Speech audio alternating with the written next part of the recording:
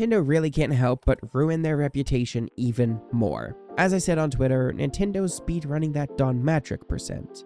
No doubt you heard what Doug Bowser, president of Nintendo of America and former EA employee, said about the Switch 2's price point and variable pricing on their games. He said, "We recognize there are some people that may not be able to afford the Switch 2's price point. That's why we wanted to make the other Switch platforms available, so people still have an opportunity to come into our gaming universe, be a part of these characters in these worlds, and see value, if you will, in whatever rung of the platform they come in." To me, this is worse than Xbox, because at least with Xbox and the reveal of the Xbox One, they ragged on people with unstable internet.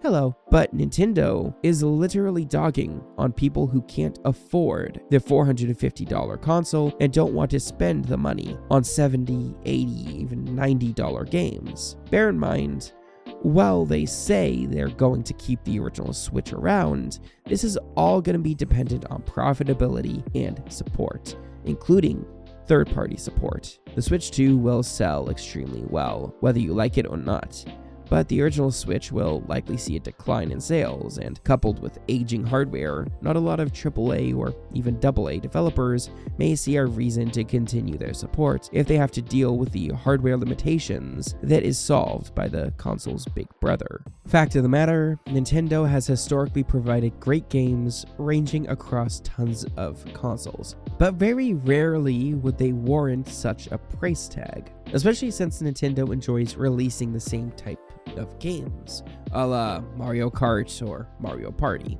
What I will say is be prepared for when the Switch 2 exclusive Mario Party is priced at $80. But fear not, as Bowser claims to not have set a benchmark for big developers pricing their games at $80. Bowser says, "What you see right there is variable pricing.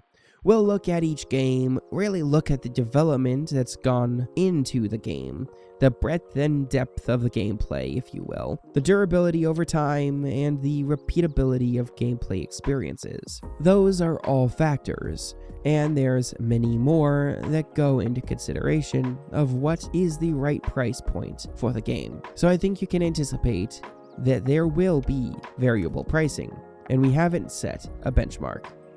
Man, you can take the man out of EA, but not EA out of the man.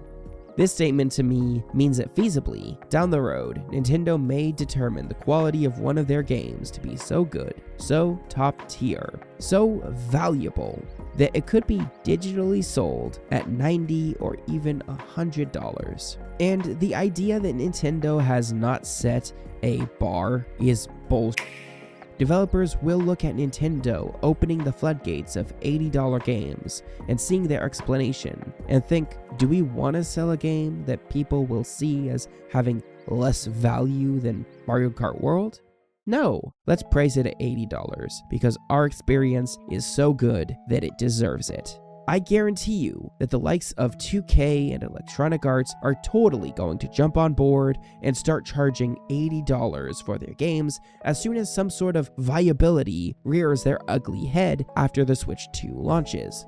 It might not be right after the launch, or a month, or even a year, but I know a big company is going to see Mario Kart World's price and see dollar signs, and Nintendo greenlit the entire industry to change their model and kick off the age of $80 games.